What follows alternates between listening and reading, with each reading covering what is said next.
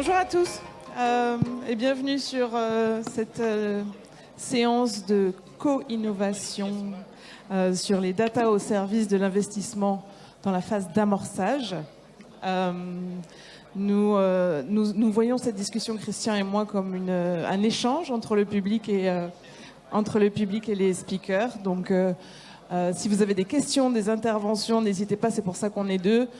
Christian a même ramené un paperboard. Si vous avez des points, on va noter les points. La session sera partagée en deux parties. Une première partie où on va échanger sur les problématiques qui sont liées à la data dans la phase d'amorçage d'investissement. Et une deuxième partie, on va échanger ensemble sur quelles sont les solutions qu'on peut apporter sur ces points. Ok, je vais demander à tout le monde. Il y a une partie de l'audience qui est English speaking.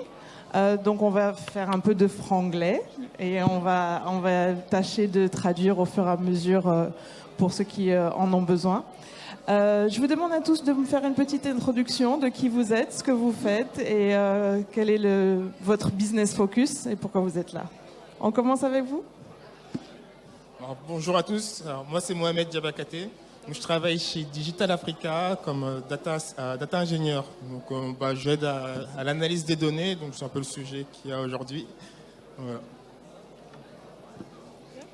Hello everyone, myself I'm Shrutika Singh. Glad to be here and thank you for the opportunity. I'm passionate about impact, innovation and data, and I've been working on such projects in different countries, companies and roles. I have had the chance to work on both sides of fundraising as an investor at Sabiu, investing and operating Pan-Africa, and also as a fundraiser at PAPS as head of finance. It's a logistics startup in Senegal. Now I have the opportunity to work with Digital Africa on the investment side, especially Program Fuse, focusing on Program Fuse. It's a $6.5 million fund, and we are investing in the overlooked and usually estimated as a very risky stage, so pre-seed and seed stage startups in francophonic Africa. So that's me. Thank you. Thank you. Rob? Oui, bonjour, je vais essayer en français. Merci. Et on va voir si j'arrive ou pas. Bon, je m'appelle Robert Skidmore, je travaille au CCI, International Trade Center.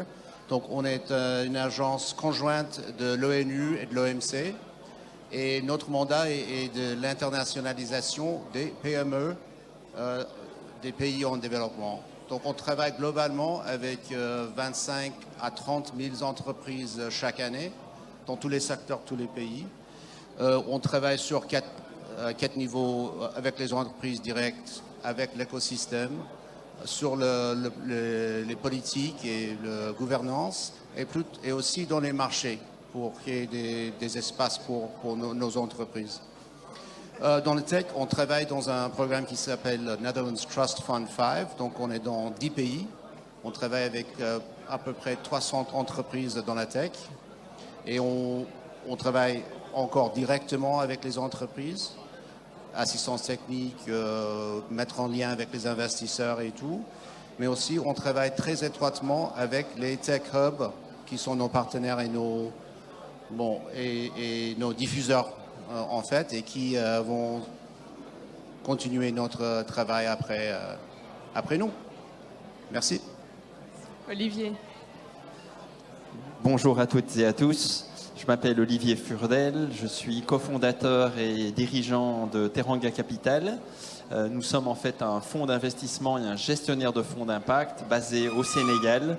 On s'est créé en tant qu'entrepreneur à partir de 2016 et depuis lors, nous avons financé et nous appuyons une trentaine d'entreprises dans différents secteurs d'activité, dont le digital, mais pas uniquement.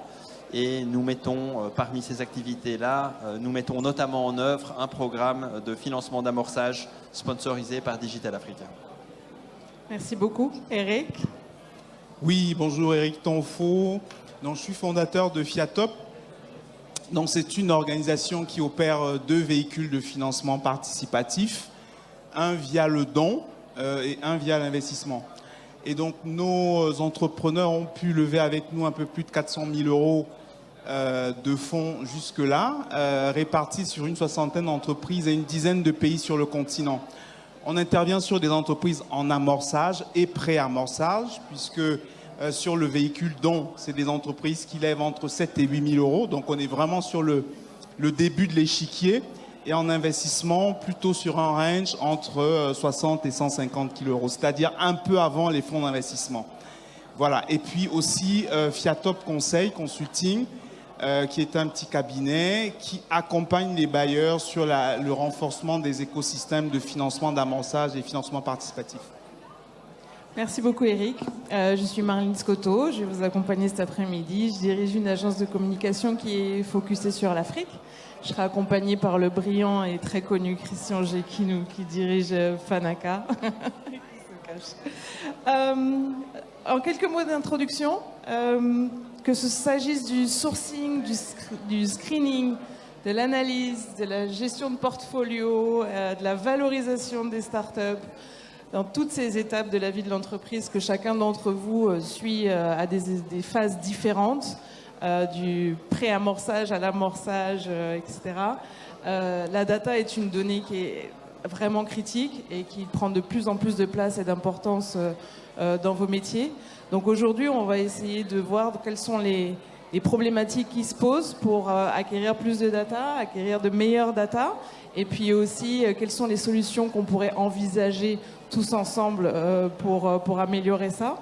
Donc dans la première partie, je vous demandais juste de nous faire un état des lieux de ce que vous faites actuellement, de ce que vous voyez actuellement, de quel est le paysage actuel de la data dans vos activités. Et je vais commencer avec Rob, parce que peut-être tu as une vue plus globale de ce qui se passe dans le monde. Donc est-ce que tu pourrais nous dire ce que tu vois dans le monde au niveau de la data collection et le comparer à ce que tu vois sur le continent africain? Très bien, donc merci beaucoup. Je t'en prie. Et merci pour l'invitation, j'aurais dû dire ça au début. Donc ce que je peux dire, je vais plutôt commencer par poser une question à vous. Donc la question est pour les early stage startups, est-ce que c'est vraiment les données qui présentent le problème? Est-ce que ça c'est le problème ou pas? Je ne sais pas si c'est vraiment le problème majeur. Mais je peux aussi dire ce qu'on voit par exemple dans les pays où on travaille. Moi je dirais plutôt 4 choses. Une chose, c'est vrai qu'il y a des lacunes dans les données. Ça veut dire si on est en train de regarder le Total Addressable Market, par exemple, si on part des segments à part de téléphone mobile, souvent il y a des données pour ça. Donc on peut dire combien de personnes ont des mobiles, combien de personnes les utilisent, comment ils les utilisent et tout. Mais dans les autres segments, il n'y a pas grand-chose. Donc quand on voit des pitchs, on utilise les données qui sont très générales. Ça veut dire au Nigeria, il y a 80 millions de personnes, donc on va adresser un quart. Donc il y a vraiment des lacunes. Mais je dirais aussi que ça avance. Donc on a des partenaires, on a des amis, par exemple Big Deal, Partech, Brighter Bridges, qui sont en train de créer des bases de données et de partager. Donc on a plus d'informations qu'on avait à l'époque, ça c'est clair. Moi je dirais, deuxième chose est qu'il y a des données, mais c'est très fragmenté. Ça veut dire qu'il y a beaucoup de partenaires qui ont des données peut-être très, très pertinentes, mais ils ne sont pas ensemble. Donc c'est très difficile de les utiliser en profondeur et de les connecter. Donc ça c'est une deuxième chose. Troisième chose, on voit les entreprises, les associations et même les tech hubs, ils ne sont pas au courant de l'importance des données. Donc je dirais souvent, ils ne savent pas combien d'efforts il faut mettre pour avoir des données très intéressantes pour les gens ici. Donc on travaille beaucoup sur ça et on peut parler un peu après. Et je dirais que ça c'est aussi au niveau start-up et au niveau tech hub. Donc les tech hubs et les associations ne sont pas non plus tout à fait au courant de l'importance de leur rôle dans le collecte de données, par exemple sur l'industrie, etc. Et la quatrième chose, juste que moi je pense qu'il y a beaucoup d'investisseurs, beaucoup de gens dans l'industrie qui ne regardent pas du tout vers l'Afrique. Donc il y a des données, il y a beaucoup à regarder. Donc c'est aussi un travail de awareness raising, de sensibilisation. Et ça, c'est aussi quelque chose qu'on travaille sur ça. Donc même si c'est third tier, etc., même si c'est très loin comme marché, il faut sensibiliser les investisseurs et tout que ça existe. Donc ça c'est quelques éléments. Merci beaucoup, très intéressant. Olivier, chez Teranga Capital, comment on fait pour pour collecter de la data et quelles sont les problématiques qui se posent? Effectivement, alors je rejoins d'abord certains des constats de Rob, puisqu'en fait, la data est importante, mais en tant qu'investisseur early stage, la donnée manque de manière générale. Donc les entreprises qu'on a face à nous, certainement en tout début de parcours, n'ont pas beaucoup de données. Elles l'ont pas, ce n'est pas collecté de manière précise, régulière, ça manque d'exhaustivité. Et qu'on se comprenne bien, on n'est pas une banque, on ne demande pas 3 années d'état financier certifié. Ce sont vraiment des données opérationnelles un peu de base. Si on est dans une boîte qui n'est pas du tout tech, par exemple de transformation agricole, combien de matières premières tu as acheté, qu'est-ce que tu as transformé, quel était ton rejet, etc., etc. Donc des choses vraiment très opérationnelles, les éléments financiers souvent de base, les éléments de marge ou les unit economics, etc. Donc c'est sûr qu'il y a ce challenge-là. Maintenant, quand on est early stage aussi, il faut se souvenir que en tant qu'investisseur, on fait des paris. On fait des paris et on va miser d'abord et avant tout sur des équipes. On va miser sur des trajectoires de potentiel, de croissance, de rentabilité, d'impact, et peut-être un peu moins sur des total addressable market sizes. Honnêtement, je suis complètement d'accord, les statistiques manquent dans la plupart des segments et des verticals qu'on regarde, mais c'est pas très grave. Tant qu'on a l'impression que le marché peut être assez grand ou devenir assez grand, on va y aller.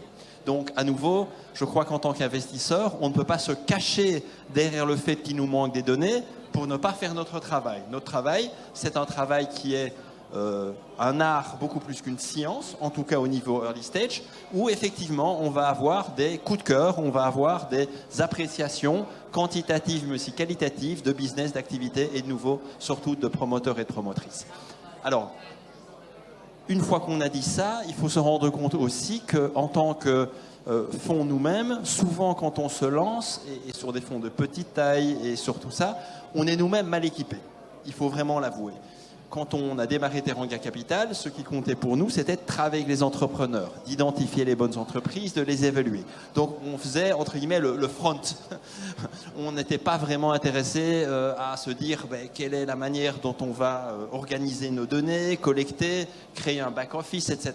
Tout ça, c'est venu plus tard. Donc là aussi, je crois qu'on doit reconnaître qu'on était probablement mal équipés nous-mêmes et donc on ne peut pas complètement reprocher aux entrepreneurs face à nous de ne pas être parfaitement organisés, alors que nous-mêmes, on ne l'est pas. Maintenant, on continue à le faire, et pour le dire rapidement, on passe de fichiers Excel et de Google Sheets vers des choses plus intégrées. On tend à regarder notre deal flow sur la base d'indicateurs, etc. Parce que c'est sûr que quand on rencontre des centaines d'entreprises par année, il faut à un moment donné qu'on mette ça ensemble et puis qu'on puisse se dire tiens, ça j'ai déjà vu, c'était les éléments importants, etc. Et pouvoir se créer une sorte de knowledge management. On gagne nous-mêmes aussi à digitaliser les parcours, les workflows. C'est un grand chantier qu'on a commencé à faire. Et au sein du réseau IEP, pour le dire de manière très simple, on est en train de mettre en place vraiment un Management Information System qui va essayer de couvrir tous ces aspects-là. Mais pour nous, c'est vraiment très complexe. On ira un peu plus loin sur les solutions dans la deuxième partie de la session et tu nous diras un petit peu plus de cette Management Portfolio System. Mohamed, quels sont les outils existants aujourd'hui chez Digital Africa et quelles sont les problématiques de collecte de data que vous rencontrez? Alors nous aussi, on est confronté à cette problématique d'absence de données. Du coup, on sait déjà qu'on va opérer dans un contexte où on n'a pas d'informations. Alors, on considère que chaque opportunité de pouvoir cueillir de l'information, ça nous permet de nous rendre compte en fait de ce qui se passe vraiment. Donc on a une approche user-centric. Donc pour chacun de nos bénéficiaires chez Digital Africa, on va essayer de reconstituer en fait ses différents parcours et essayer d'optimiser, du coup, de recycler autant de fois possible cette information-là pour les besoins de tous nos différents programmes. Donc, nous, on a construit une infrastructure de données qui a pour fonction en fait d'être capable de pouvoir rendre réel, pouvoir rendre tangible, mesurable l'impact qu'on souhaite avoir à la fin. Donc nous, notre mission, c'est de pouvoir être capable d'accompagner des startups à passer à l'échelle. Donc, comme c'est quelque chose dont c'est un impact qui se mesure à temps plus lointain, donc on commence dès à présent à se dire que pour chaque bénéficiaire qu'on a, on va aller chercher à construire son parcours pour mesurer à la fin, être capable de mesurer à la fin le fait qu'elle soit passée à l'échelle. Donc par rapport à ça, on a défini 3 cercles, on va dire, un peu concentriques, qui sont, on va dire, des cercles d'influence. Donc le premier, c'est celui où on arrive directement avec nos startups. Donc c'est celles qui interagissent avec nous. Donc à ce moment-là, on est capable de leur demander, de leur poser des questions et de pouvoir remonter des informations. Ensuite, peut venir un deuxième cercle qui est celui des partenaires. Donc c'est l'ensemble des partenariats qu'on peut des acteurs qui sont existants dans l'écosystème, mais qui sont en relation avec les startups, mais à d'autres moments de leur histoire. Et puis le dernier cercle, qui est celui des réseaux sociaux, des endroits où en fait vont se déclarer, se représenter comme étant une startup à succès, et essayer de construire comme ça en fait l'histoire de cette startup pour pouvoir comprendre, essayer de mesurer cet impact. Merci beaucoup pour ce point. Shrutika, je vais essayer de poser la question en français, puis sinon je la traduirai. Ça va? Comment ce manque de data, ça impacte la performance des entreprises de là où tu es en tant qu'investissement manager? Est-ce que vraiment tu vois un impact sur les performances des entreprises que tu gères dans ton portefeuille? Thank you for the question. As Olivier said, being an investor is like placing a bet. So if you have lack of data, you will be more risk averse. You will not place your bets as freely, as easily as possible. When you see the data in terms of fundraising, we see that there is growth. There is 2 times fundraising by African startups now in 2022 versus what it was in 2021. But the fact remains that the early stage funding is still 3 times less in Africa. So like it's 1.5 million in around on average in Africa versus 4.5 to 5 million in Latin America, India, like comparable emerging markets. So there's still the problem of how much amount of funds is available in African market. Then the second problem comes on the investor side. So like you are putting in a lot of time when you're doing your research about, what are the regulatory frameworks in those countries, what are the KPIs, what are the total addressable market, like it takes quite a lot of time. So like you are missing opportunities. When you're looking at one opportunity, you're not looking at another opportunity. So like it's missed opportunities from the investor side. So like I think those are all the problems we both as an investor and as a startup we are facing when it comes to data. Merci beaucoup, Shrutika. Christian? Oui, je me permets de réagir. On a noté donc quelques points qui ont été mentionnés par les différents intervenants. Je fais un résumé très rapide. Le premier point, c'est de toute façon, on a remarqué qu'il y a une absence ou des lacunes en matière de données. Donc il y a une vraie difficulté à accéder à de la donnée, qui peut être due à plusieurs facteurs, qui peut être due aux startups elles-mêmes, mais dans beaucoup de cas aussi qui peut être due à l'environnement, parce qu'on a beaucoup plus de complexité peut-être dans certains pays à accéder à de la donnée de qualité ou à des informations fiables. On a noté aussi la pertinence des données pour le early stage, donc pour le début de parcours, à quel point est-ce que c'est pertinent. On a entendu investir, c'est un art, donc c'est prendre un pari aussi, surtout à cette étape-là.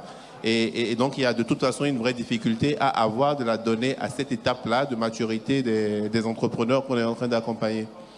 Il y a aussi la question de la fragmentation des données entre plusieurs acteurs. Donc, parfois, la donnée existe, mais elle est fragmentée entre plusieurs acteurs. Donc, on va se poser la question de comment est-ce qu'on arrive à consolider ou à harmoniser pour reconstituer, je pense que Mohamed en a parlé un tout petit peu, pour reconstituer un peu les parcours qui nous permettent finalement d'avoir de la donnée.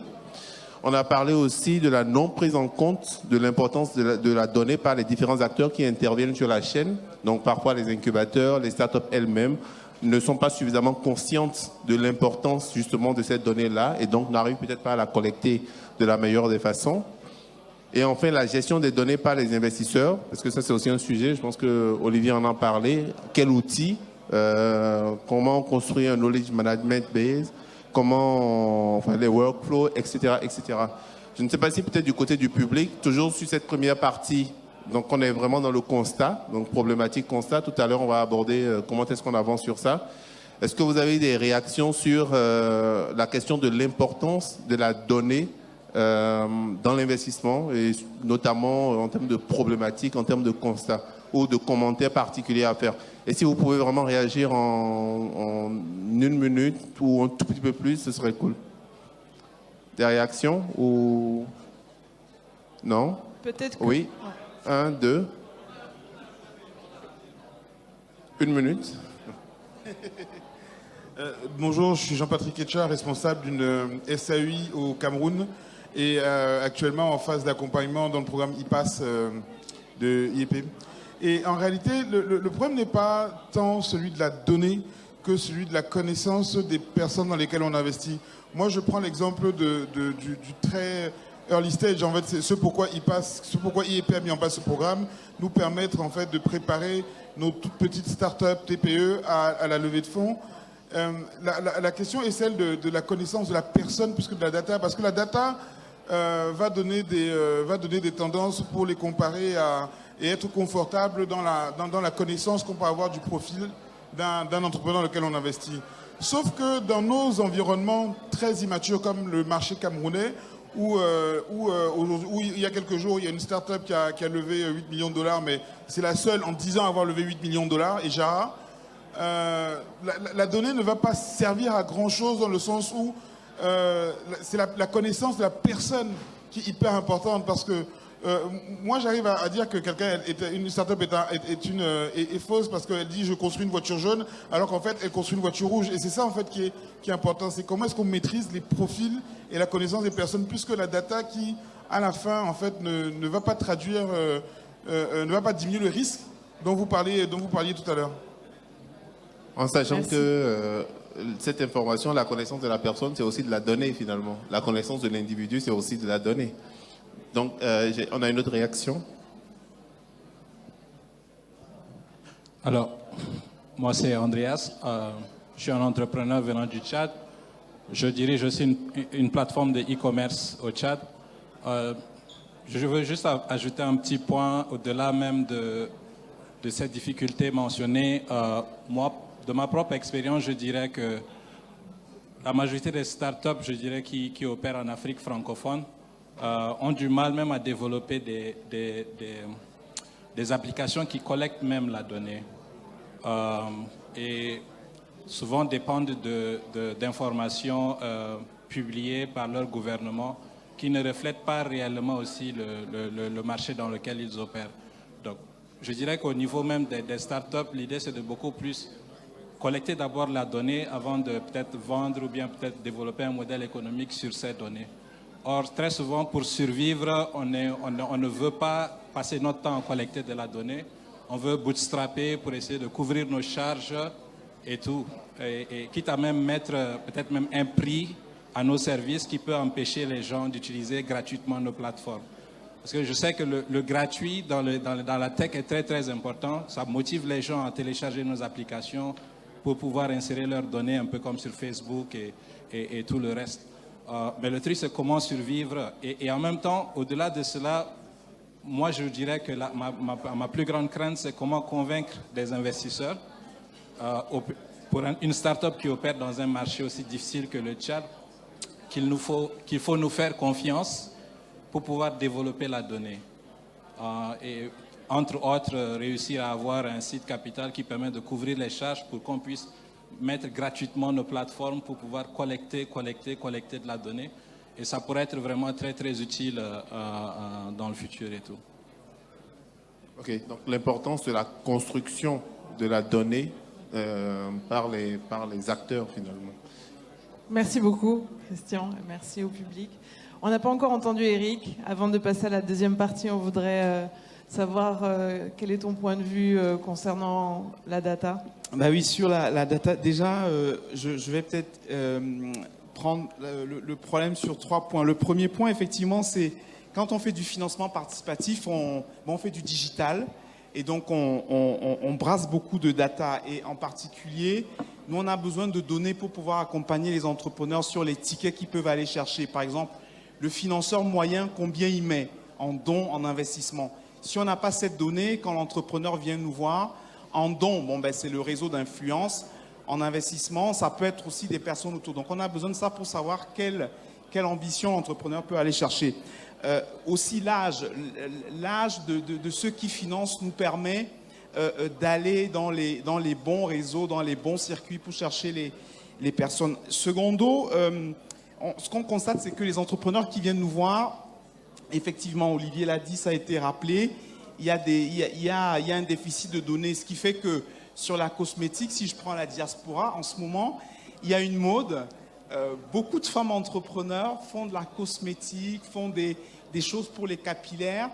Et en fait, je crois que on voit ce développement parce que la donnée n'est pas là pour dire que il y a peut-être une saturation du marché, il y a peut-être déjà beaucoup d'acteurs et que c'est compliqué d'avoir de la valeur. Donc je pense que c'est un des impacts du fait qu'on n'a pas beaucoup de données.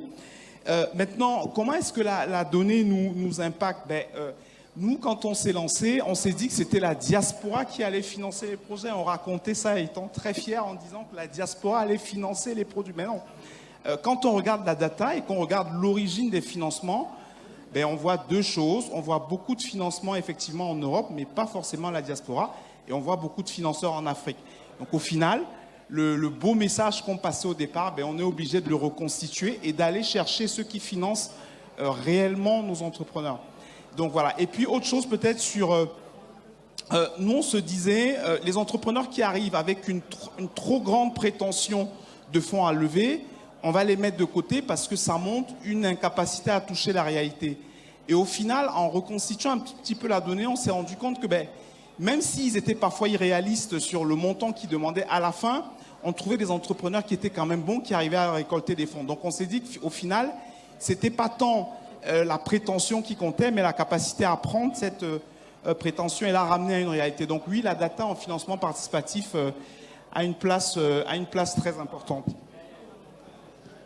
Si je résume, c'est l'inadéquation entre ce que tu ressens en tant qu'acteur et ce que tu vois en réalité dans les chiffres qui remontent de tes outils.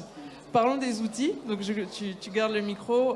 On va partir à la partie solutions, puisque Christian a déjà fait le point de toutes les problématiques qui ont été partagées par les participants aujourd'hui. Quelles sont les solutions que tu penses qu'on devrait pouvoir envisager? Quels sont les moyens dont on a besoin pour trouver des solutions, pour récolter plus de data et être plus performant? Je pense que les outils sont importants. Alors nous, on est une petite structure, on a du mal à développer des outils, on n'a pas assez de monde. On est en train d'essayer de développer un outil qui va nous permettre de mesurer l'attractivité des investisseurs participatifs. Nous, on est particulier, on n'est pas comme... Olivier ou Teranga, c'est-à-dire qu'on n'a pas des fonds prêts. Nous, on fait de la funding readiness auprès de structures. On a un comité d'investissement qui valide des projets, mais après, on attend le verdict des angels. Et donc, pour éviter d'être trop en décalage et d'être trop en haleine trop longtemps, on développe cet outil qui va nous permettre de comprendre, en regardant un projet, en regardant la psychologie cumulé de nos investisseurs et financeurs sur plein de projets, comprendre comment ils peuvent réagir sur ces nouveaux investissements et éviter de s'emballer pendant 6 mois et d'arriver sur un verdict qui est que finalement ils disent parce que chez nous le financeur c'est un chirurgien à Paris ou à Berlin, voilà, c'est un avocat qui est à Bordeaux, pour éviter qu'en fin de course ils nous disent non, finalement vous l'avez accepté mais nous on n'y met pas de fonds. Donc je pense voilà, donc c'est vraiment ce type d'outils dont on a besoin. Et je pense que, par exemple, des acteurs comme Digital Africa, j'ai vu que pour Fusée, il y a un outil qui est développé pour un peu assesser la pertinence, peut-être que des gros acteurs comme ça peuvent nous aider avec des algorithmes qu'on peut réutiliser différemment, justement pour aller chercher cette attractivité-là. Je pense que c'est un des sujets sur lesquels on peut partager peut-être de la connaissance, de l'intelligence, notamment pour des acteurs comme nous. Merci Eric. Mohamed, tu veux rebondir sur le propos d'Eric? Clairement, en fait, des solutions que je perçois du moins sur la partie purement data et carrément celle-ci. Où le but du jeu, c'est qu'on est un ensemble de participants dont on a à la fois on a le même objectif. Du coup, comment on fait pour être interopérable en termes de données, de sorte que on puisse être une solution pour vous et en même temps vous puissiez être une solution pour nous, afin que nous puissions être solution pour toute autre personne qui aurait des problématiques similaires, et du coup, commencer à dessiner un standard ou une approche collaborative en fait de la collecte et du partage de la donnée, mais qui profite à tout le monde, du moins sur cette approche-là du concept, du design de ce qu'on veut résoudre. Merci. Olivier, est-ce que tu veux nous dire comment chez Teranga vous développez de nouveaux outils? Oui, effectivement, comme je le mentionnais, donc on a commencé de manière très artisanale nous-mêmes. On encourage les entrepreneurs de nouveau à le faire, mais voilà. Donc on a quitté nos Google Sheets, nos Excel qui devenaient un petit peu compliqués. Et nouveau en miroir, on a des entrepreneurs qui, je sais pas, par exemple, ont une gestion de stock dans l'agribusiness qui devient assez sophistiquée, et puis il faut sortir de sa feuille Excel à un moment donné, sinon ça marche plus, ou gérer sa comptabilité, etc. Donc nous-mêmes, on a fait ça. Alors on a regardé un petit peu ce qui existait, et on avait certains fonds qui avaient démarré, qui avaient créé des solutions eux-mêmes. Bon, c'est bien, en open source, etc. Ça avait le but et le bénéfice de marcher, de fonctionner. Souvent, on commençait par la partie deal flow, c'est-à-dire gérer notre pipeline, c'est le plus simple. Combien d'entreprises, quand est-ce qu'on les regarde? Donc, c'est du CRM, du contact management et relationship management. On peut le faire bien sûr sur Excel. Donc, il y avait des solutions. Puis, on a vu des acteurs qui l'ont fait sous Salesforce. Voilà, qui ont tweaké Salesforce pour en faire un deal flow management pour fund manager, ce qui est un peu particulier, mais ça c'est possible. Parce que et c'est d'ailleurs assez puissant, mais là certains ont trouvé que c'était un peu cher parce qu'il faut payer les licences, etc. de Salesforce. Et nous finalement, après évaluation au sein du réseau et du groupe IEP, comme il y a plusieurs fonds partenaires, etc., on a décidé de mobiliser nos efforts, de se joindre, et on est parti sur une solution qui s'appelle Quest, développée par une société qui s'appelle Advanced Derivative Solutions. Ça n'a pas d'importance, mais c'est des gens qui ont fait ça pour des gros fonds. Des fonds qui, comme Afrique Invest, ont des milliards à gérer, et ça sous différentes poches et différentes géographies. Et donc, on avait vu quelqu'un qui avait une architecture initialement qui avait développé ça. Donc, on s'est mis vers ça. On est en train de commencer à tester nous-mêmes. Donc, déjà, c'est intéressant, il y a du change management aussi, puisqu'il faut revoir nos propres processus, déjà les expliciter, les coucher sur papier, pour pouvoir effectivement avoir toutes les milestones du processus d'investissement, de due diligence, etc. Donc, ce qu'on en attend, c'est avoir digitalisé les parcours, au moins avoir la donnée et pas la perdre. Premièrement. Deuxièmement, c'est de créer des interactions externes pour pouvoir communiquer plus facilement avec nos investisseurs, mais surtout avec nos entreprises partenaires. Donc là, par exemple, de manière très concrète, les reporting avec les KPI demandés vont être uploadables sur la plateforme directement. Voilà. Et de nouveau, chaque fois qu'on soit des Excel, des machins, il y a toujours un truc qui n'y est pas, etc. Donc on va essayer vraiment de streamliner, comme on dit cela. Et puis enfin, le troisième objectif, knowledge management, puisque capitaliser sur le fait que nous et d'autres font ça à une certaine échelle, et comme évoqué, on a soit au sein de ce réseau-là ou d'autres réseaux, on fait partie d'un réseau de so-called early stage capital providers, il y a environ 70 fund managers qui sont assez early eux-mêmes et dans leur vocation, aux quatre coins d'Afrique et même au Moyen-Orient. Et là aussi, on va essayer de partager plutôt sur les éléments liés aux transactions, donc un peu à la pitch book, mais sauf qu'on va le faire nous-mêmes pour pouvoir justement comparer, mais tiens, quand j'investis là, c'est quoi le comparable du multiple de valorisation ou quelque chose comme ça. Donc ça va vraiment aider notre métier. Mais Je crois que ceci et les deux interventions des promoteurs du Cameroun et du Tchad l'ont bien dit, ne va jamais remplacer l'aspect humain.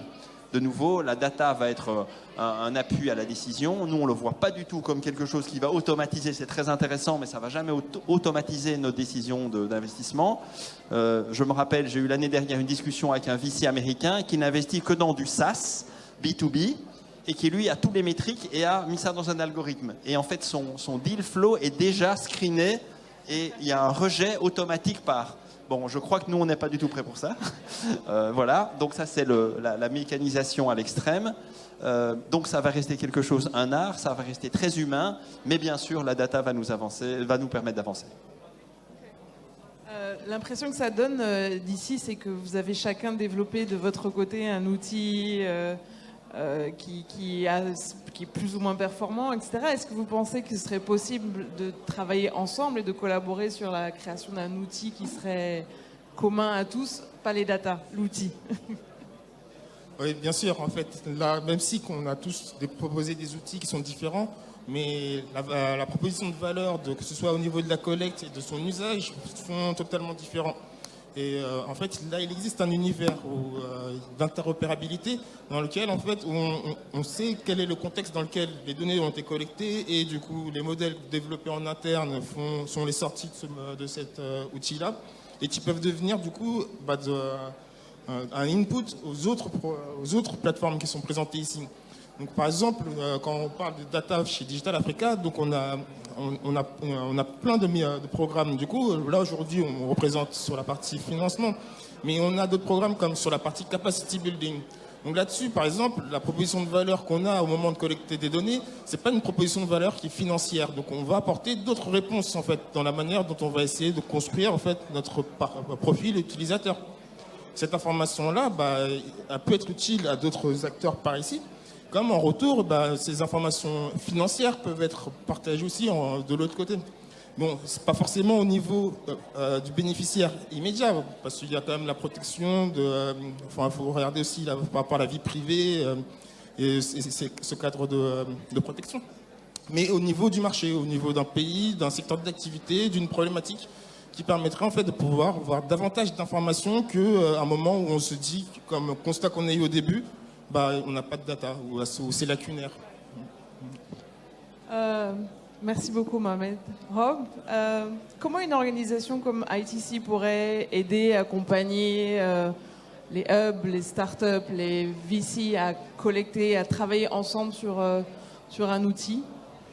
Bon, tout d'abord, on est un peu là pour ça. Non, on est là pour combler un peu les lacunes. Et donc, on a essayé... Dans quelques éléments, on a essayé de faire ça.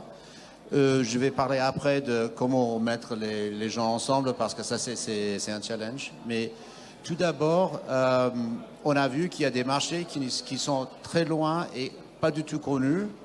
Pas pour vous, mais pour l'investisseur lambda. Donc, on a créé une publication qui s'appelle African Market Trends in Tech Services.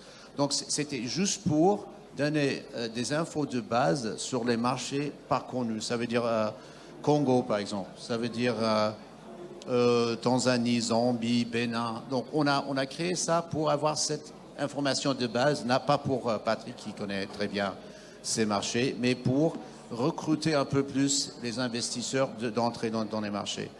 Deuxièmement, pour les startups, on a créé une unité qui s'appelle 360 Diagnostics, qui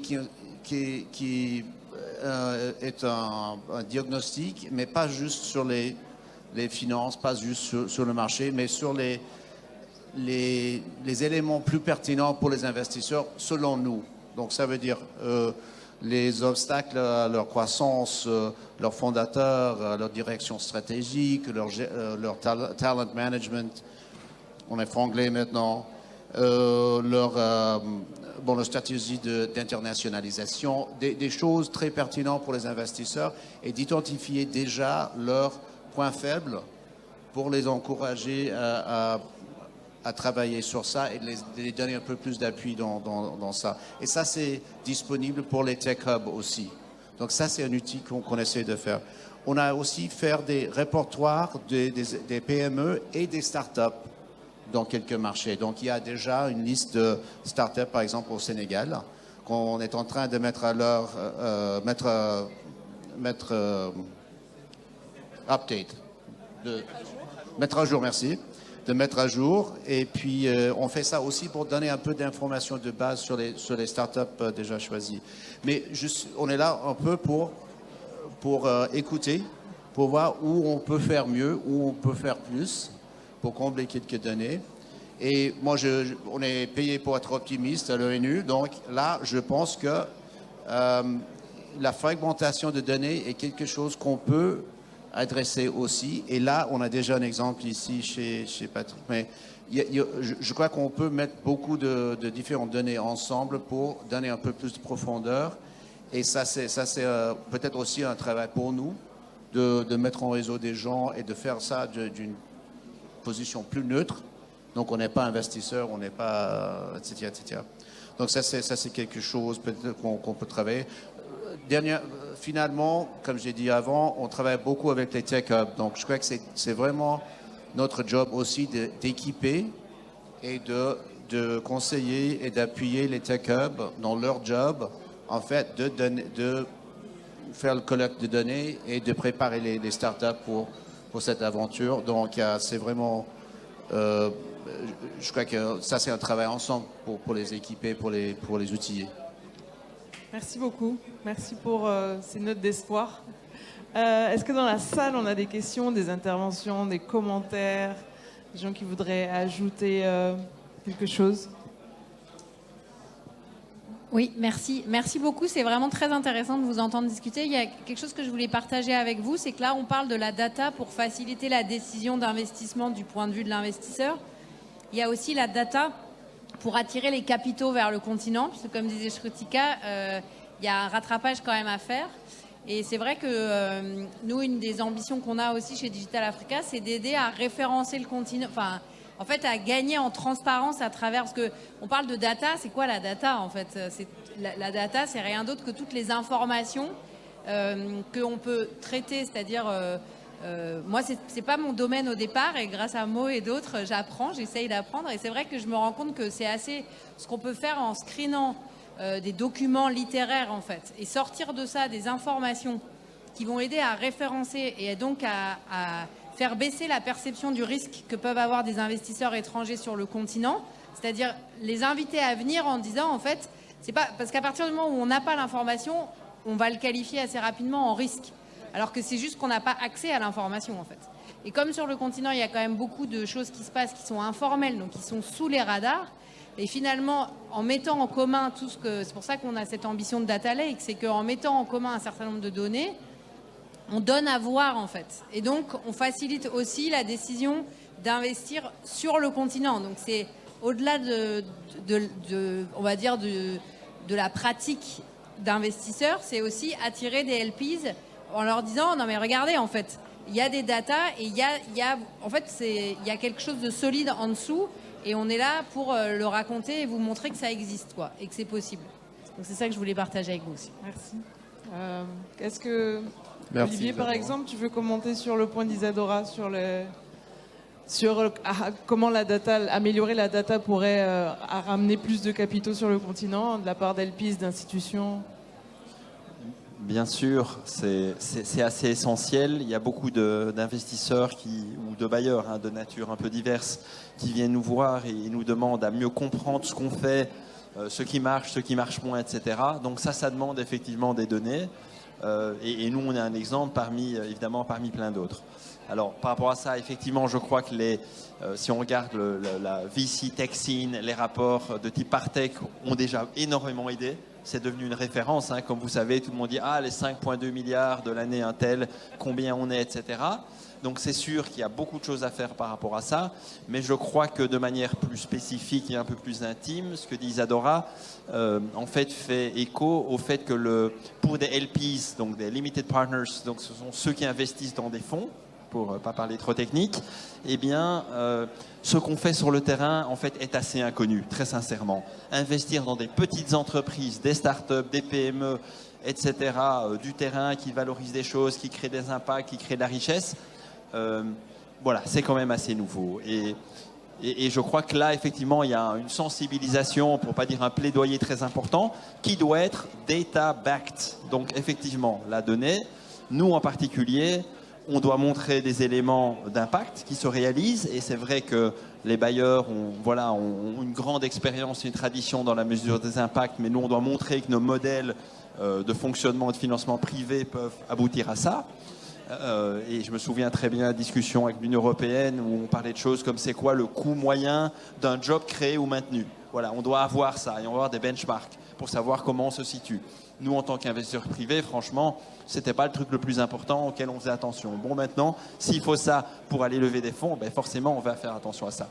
À côté de quoi, les éléments de performance financière de nos entreprises sont super importants.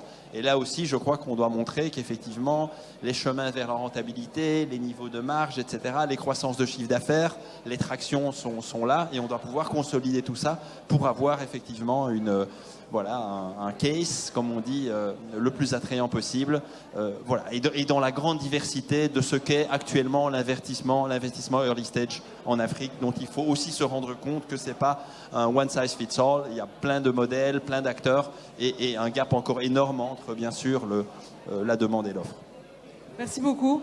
Eric, je vois que tu voulais intervenir. J'en profite pour après ton commentaire, si tu peux nous faire quelques phrases de conclusion, parce que malheureusement, on est au terme de... Très bien. Je voudrais faire quand même dire un petit mot sur l'aspect microscopique des données. On a parlé très macro.